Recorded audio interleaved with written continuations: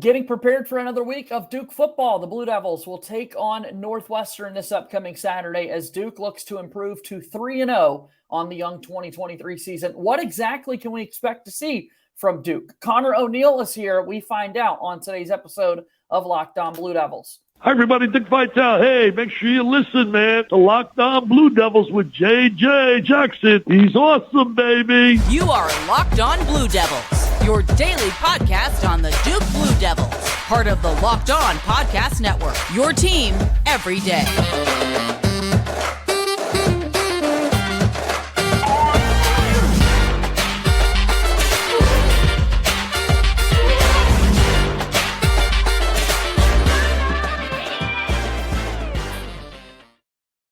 Hello, everybody, and welcome into another episode of the Locked On Blue Devils podcast. My name is J.J. Jackson, and it's so great to have you here with us on this Wednesday, September 14th, 2023. We hope that everyone is doing well here today as we get set for another upcoming weekend of Duke football. The Blue Devils will be at home taking on Northwestern, and we'll preview all the action today with my good pal and your good pal, Conor O'Neill from Devils Illustrated. If you haven't done so already, please be sure to follow and subscribe to this podcast for free. Make sure you also watch our show on YouTube each and every day. Special shout out to our everydayers out there. Love you guys commenting down below if you are in fact an everydayer listening to the program. Subscribe to our channel, share this video with your friends, like it as well. All that support means the world. We're on Twitter at _JJ_Jackson_ and at LO_Blue Devils. So without further ado, the aforementioned, the great Conor O'Neill joins us here on the program. Getting into the swing of things in football season, these are becoming more frequent weekly visits, Conor, and this is just the best time of year when you and I get to spend more time talking all things Duke football and Duke athletics. Hope you're well. Yeah, man, this feels like a normal week finally. I'm telling you, I was really thrown out of whack by that Monday opening night because it just compressed everything in the next week. And I feel like trust me, Duke's players feel like that too. We were just talking with Mike Elko the other day. This week they're still kind of 85% go. It's just such a process. So it's a process for me. It's probably a process for fans, maybe a little less, but more of a process for players when they have to play that Monday and then turn around and play Saturday. And it's not like the Monday game was walk in the park, get the walk-ons in there. It was a big emotional win where players were telling us they were up until 5 a.m. and stuff like that. No kidding. Yeah. And still, as you're seeing the schedule scroll across the screen for those viewers watching us on YouTube, a Thursday game to come in the month of November for Duke when they take on Wake Forest, a program that you also know very closely there with Deacons Illustrated. So we are back in the swing of things. We've got a couple of normal weeks of football coverage for Duke over the next few weeks, and it's an undefeated Duke football team, 42-7, the final score of last Saturday. We got to start there. What'd you like about the Duke performance this past week? I thought it was pretty solid. Offensively, I don't know that there's really much to be concerned about. You run for, I think it was 261. Riley Leonard didn't have to do much, but he did what he needed to do in keeping the offense rolling. Henry Beelan, I thought, was probably the biggest takeaway there is he gets to go in there and actually have reps, right? He doesn't get in there with 2 handoffs and then trying to complete a contested throw on a 3rd and 8 or something like that. That's always kind of, it's this juggling act for coaches where they're trying to figure out, okay, how do we get our backups meaningful reps before they actually have to take meaningful reps in an injury type situation or a rotation. So that's why you saw Henry Beelan go into the game when it was, I think, 28-7. It was certainly not the type of score you would anticipate seeing your second string quarterback go in for a non-injury situation. The defense looked a little flat. Mike Elko talked about that with us on Monday. He didn't like what he saw for the first quarter and a half, and then they settled in. The 2 plays that really stand out were the interceptions, right? Like those are always going to jump off the page, but it's what happened on them. Like Miles Jones takes the ball away from a Lafayette player. Joshua Pickett goes up in front of a player down the sideline and makes a nice interception in front of him. Those are exactly the type of plays that Elko and the coaching staff spent the entire spring, the entire summer, the entire fall camp telling us they needed to get better at playing the ball in the air. They needed to improve their technique. They didn't do a good enough job at it last year. And so, yes, it's Lafayette. Yes, it's FCS receivers. Yes, they're going to face better and more talented and more physical receivers a lot more this year. But the fact that the plays were made, that's where you look at it and say, man, this is some tangible evidence that what we're doing and what we're teaching is being applied. You can see it in real time. You have results to go with it to show the players, hey, this is what it can look like. We know you can do it. So those were big takeaways. And Duke played a lot of players. I don't know what the exact numbers. I think they got somewhere around 70 to 75 players into the game. The new clock rules mess with you a little bit there. You don't get quite as many plays as you normally would, maybe a possession or two less. And Duke really chewed the clock. Like, I think it was an 11.5-minute drive of the fourth quarter, just basically swallowed up the whole thing and got us out of there early. But pretty much nothing but positives other than defense for the first quarter and a half. And really it. 42-7, the final score for Duke. 2 consecutive games that the Blue Devils have been able to hold their opponent to just 7 points on the scoreboard. That was a trend that I tried to say, hey, that's not going to continue throughout the rest of Truthfully, I thought Lafayette had a good chance of scoring more than 7, and yet the average carries over for another week. So job well done by the defense, keeping the Leopards out of the end zone. Yes, the first time since 2015 that Duke has had back-to-back games allowing single-digit points. Wow. Interestingly enough, 2015, they did it twice that year. I think they opened doing it in back-to-back games, just like this year. Right. Then later in the season, in October, they had a 9-7 win over BC, which, just looking at that, I didn't even pull out the box score, but 9-7 against BC just automatically gives you a little bit of reflex there. And then 44-3 against Army was the second one in there. But yeah, I mean, we've talked, like, Duke is going to play good defense under Mike Elko. He's not a Pat Narduzzi type where he's a defensive coordinator who just wants to see low scoring games and is going to cringe anytime his team gives up 30, even if his team scores 40. Like, Pat Narduzzi always seems like he's not happy. That's not Mike. Like, he understands offensive football is going to win more games, just in the layout and kind of the climate of football in general. But yeah, I mean, he's going to get pretty fired up when his team only gives up 7 points in 2 games. Let's continue to talk about this Duke football defense. I want to talk about the quarterback position as a whole as well, and continue to get you ready for Duke's next game of the season coming up this Saturday when they take on Northwestern at home. And we will continue that conversation with our good pal Conor O'Neill from Devils Illustrated when Locked On Blue Devils continues here in a moment.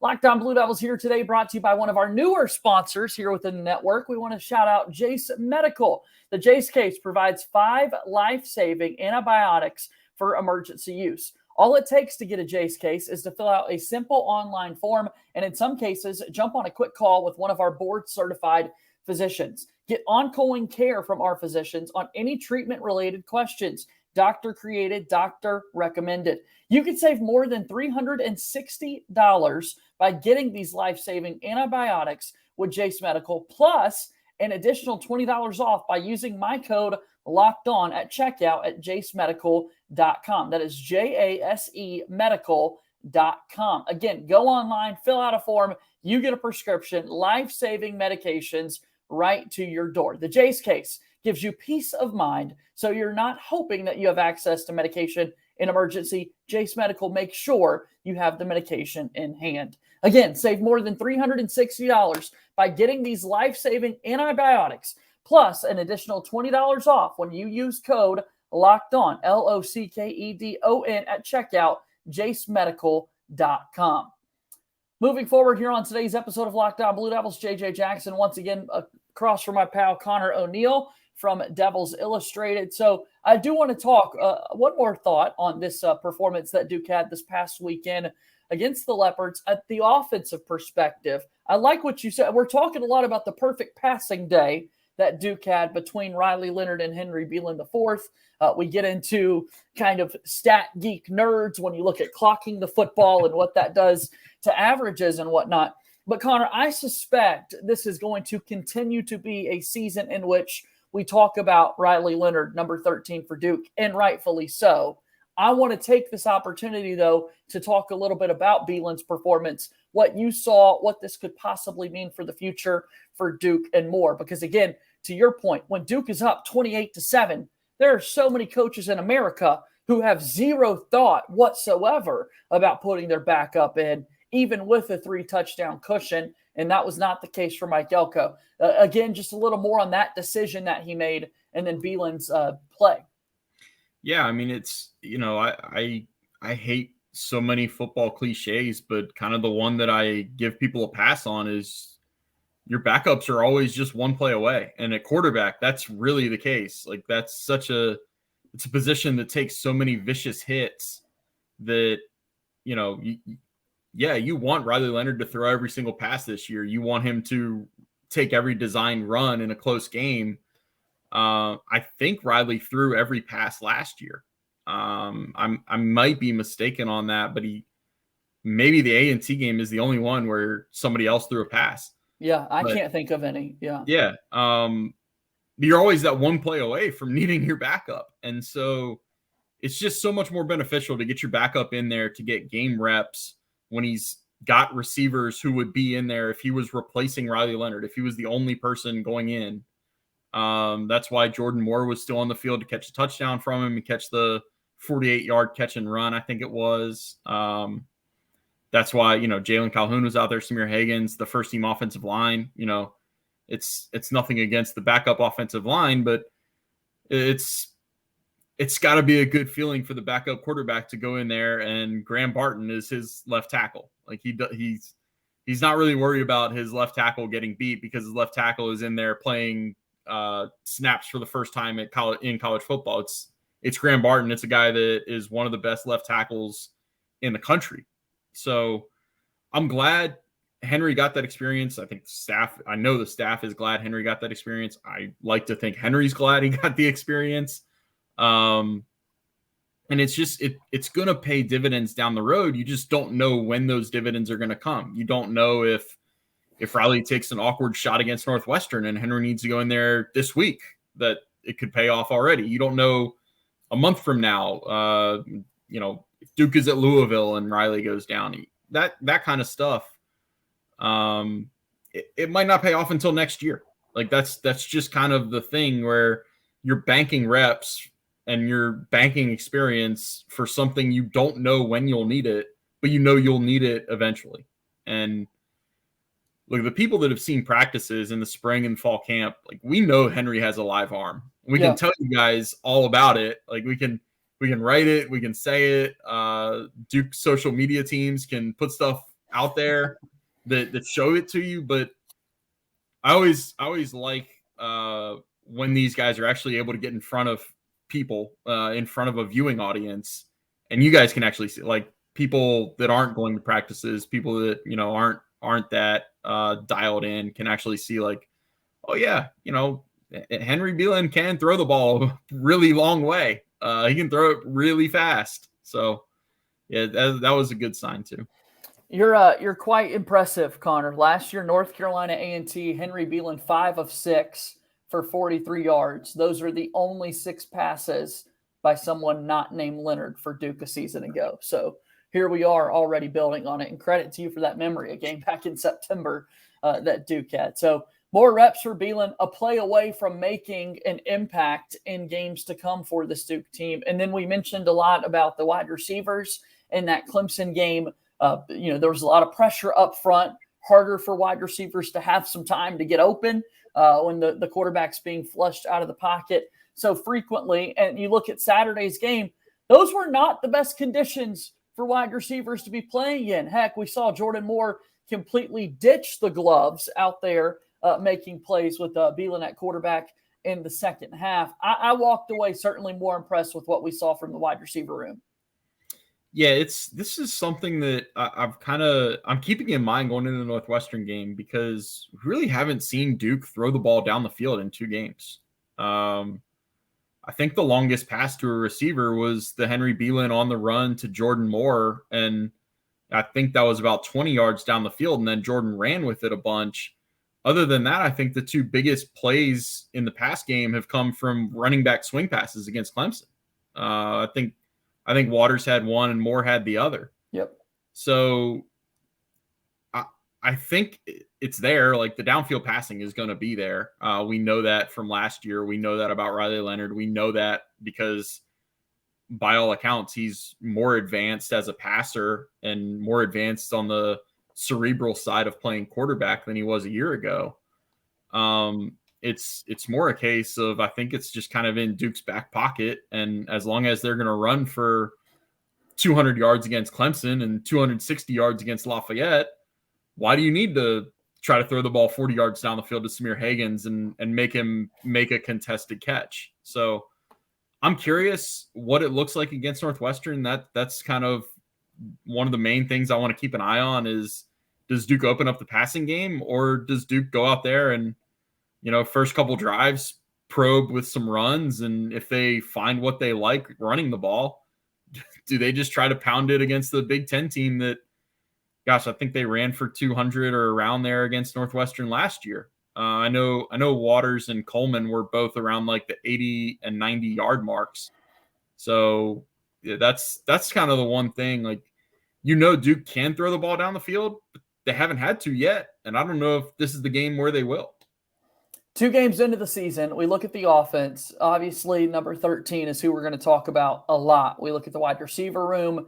Calhoun, Jordan Moore are names that we talk about frequently. We've mentioned a good number of running backs throughout the season thus far. If we were to sort of designate, I don't know if unsung hero is the right word already in the season, but just someone who's really stepped up, took care of their business, made big-time plays for the Duke offense in that skill room, again, excluding quarterbacks. Who's that one player that deserves the recognition through 8 quarters of football?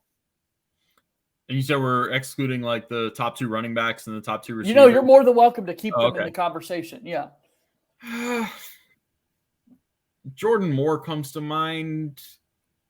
I'm also which is great. I might be a prisoner of my tardiness to last weekend's game, because I was coming from Wake Forest and I missed Jalen Calhoun's touchdown. So I've only seen like snippets of the replay of it. It was they were showing it on the parking garage TV as I was headed into the stadium, but I wasn't actually there until about halfway through the first quarter. Jordan Moore had some big catches against Clemson. The one you could attach unsung hero to, I think, is Nicky Dalmolin. I'm sitting here with my yellow legal pad play-by-play in front of me, and it's a good reminder here that Nicky had a 16-yard catch to convert a 2nd and 15 on Duke's second play of the season after the false start for the Stanford transfer before Duke had a snap, and then the incompletion to set up 2nd and 15. I've covered Clemson long enough, and it doesn't take a rocket scientist to figure out that 3rd and long against Clemson is not a winning formula. So getting a 16-yard completion on 2nd and 15 feels really good, and feels kind of like you're scoring points when you do that against a team like that. So keep an eye on Nicky. Jordan Moore has made some plays. Yeah.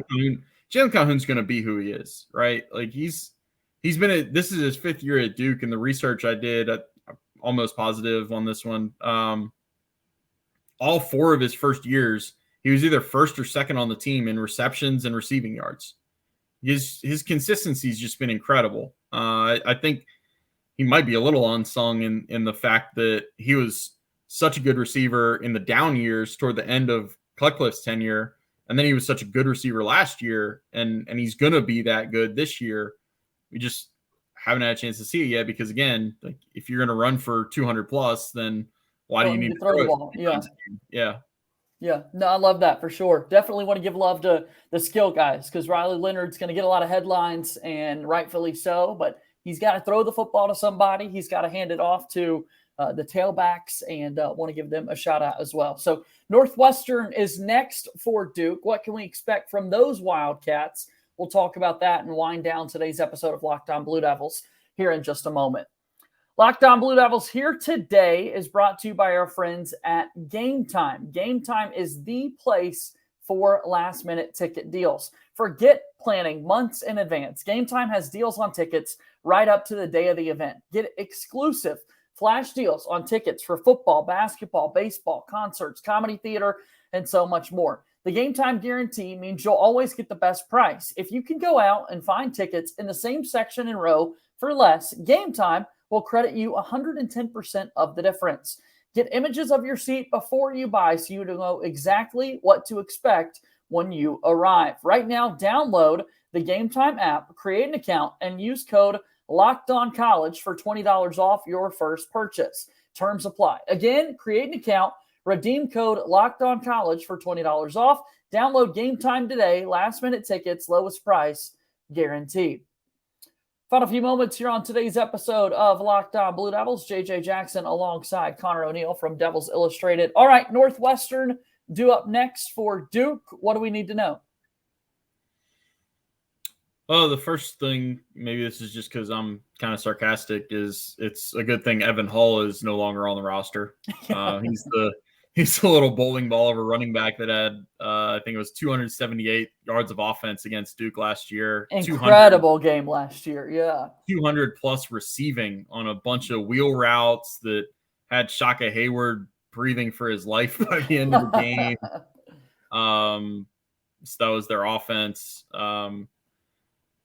Northwestern does have another good running back. Cam Porter is a stud. He's, it always feels like everything gets a little bigger when you play a Big Ten team. I guess no pun intended there. But Cam Porter is, I think, 220 pounds, maybe 6 foot or 6'1". He's a big back. And that's, I think, bigger than just about everybody on Duke's defense other than the lineman and maybe a linebacker or two. So there'll be a power Big Ten team. Their quarterback came from Cincinnati, Ben Bryant. He's a 6th-year guy, I believe. They've got an interesting slot receiver. It was at Michigan last year. Was at Michigan like 3 or 4 years, I think, and was the all Big Ten returner, like return specialist last year. But he wasn't really getting the ball on offense. It's kind of easy to look at his stat breakdown and see that, okay, this guy had 12 offensive touches in 14 games for Michigan last year. He's got 12 offensive touches in 2 games with Northwestern. So I'm assuming he just wanted to touch the ball more and not just be reliant on the opposing team not kicking the ball out of the end zone against him. Got a decent defense. You can look at, they held UTEP to 7 points. The crazy, weird number to this game is both games Duke has played, both games Northwestern has played. The losing team has had 7 points. So I guess the first team on Saturday that scores more than 7 points, that's who's going to win the game. And the other team is only going to get to 7. Northwestern lost 24-7 and then won a game 38-7. But their defense is going to be decent, right? Big Ten defenses, takes a lot for them to be pretty bad. They've got the one that I'm looking at is a linebacker in the middle, Bryce Gallagher. He had 100 tackles last year, and where I kind of get interested is he had a season low 3 against Duke. So it's, by the snap count, at least, it's not like he got hurt and left the Duke game early. Right. Duke just did a nice job of blocking him. He had 3 missed tackles against Duke, according to Pro Football Focus. So maybe a little revenge factor if he has a huge game. That's something to keep in mind. But yeah, it should be a close game. Relatively close. I guess Vegas thinks it's not going to be close. Duke is about an 18-point favorite last I checked.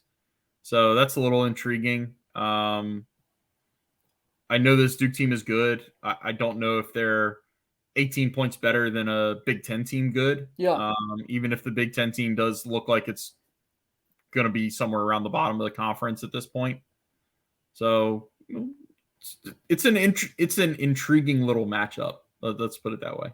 We're a little thrown off because there's already been an ACC game that has been played for Duke, right? And fortunately, you win. It's a big one over Clemson. But in most years, you've got this non-conference portion of your schedule that helps you lead up into conference play. And it feels as though coaching staffs will look at their team and say, these are the boxes we kind of want to check to find out the identity of our football team before we get into conference play when it matters so much. For Duke in 2023, what are those boxes you think that they would still like to check, not only this week against Northwestern, but then again, another game at UConn the following week? I mean, they're still, because of the thrown off schedule, playing Clemson week 1, non-conference opportunities for Duke to really kind of look themselves in a mirror and figure out what to expect going into ACC play.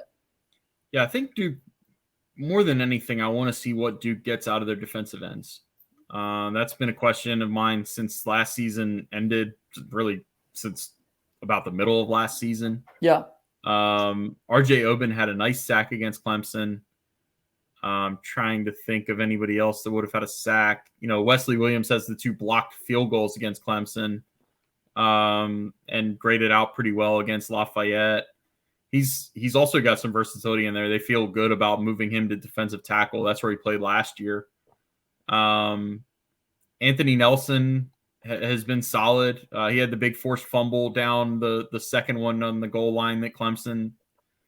I'm just naming all the Clemson plays because obviously those are the big ones. What we're taking away. Yeah, absolutely. But yeah, and VJ Anthony, I'm about to highlight a play that VJ Anthony made really early against Clemson that threw them out of whack on their first drive. And but that was one of the main storylines coming into the season is Duke going to get more out of the defensive ends? They know what they have at defensive tackle, and what they have at defensive tackle is really, really good.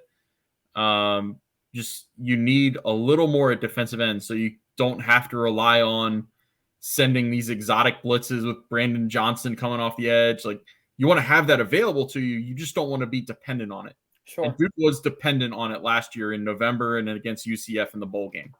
And that's just not a recipe that any staff is looking to repeat year in and year out. So I would look for defensive ends against a P5 offensive line. I think Northwestern's tackles are both in the neighborhood of like 6'6", 310. There's not a first-round pick tackle out there like there was with Peter Skoronski last year. But it should be a good test for Duke's defensive ends and should give them a good measuring point for, we're going to see what they have against ACC offensive lines with the defensive ends come. It seems crazy that Duke doesn't have another ACC game until October 14th, but we'll see what they have on September 30th with the Notre Dame visit. Yeah, no, definitely hoping to see this Duke team check off some of those boxes, have more of an identity before getting into ACC play. So a game coming up on Saturday against Northwestern. This has become almost a rival of such for Duke, how frequently they've been playing, similar to the St. John's basketball matchups that we're so accustomed to with Northwestern being on the schedule so frequently. I know you're going to have plenty of words and coverage leading up to this game. Tell us where we can find all of that work, if you will, Conor. Yeah, that's duke.rivals.com. We'll have a preview up there momentarily. We've got coverage after the Lafayette game that's still pretty fresh. And we've got a good Q&A up. We've also highlighted that Duke hasn't allowed a sack this year. One of 7 schools in the country that hasn't allowed a sack. And yeah, credit the offensive line, but also dives into all the other places that you need to give credit to Duke for. No doubt. We'll read it all. Duke.rivals.com. Once again, Conor, as always, it's amazing to see you. Thank you for taking the time to stop by today. Thanks, buddy. All right. That's Conor O'Neill from Devils Illustrated joining us here on today's show. And that's going to wrap up another episode of Locked on Blue Devils. Thanks so much for your support. As always, watching us each and every day. Be sure to subscribe to us wherever you get your podcasts and watch us on YouTube. For Conor O'Neill, I'm JJ Jackson saying thank you and good day.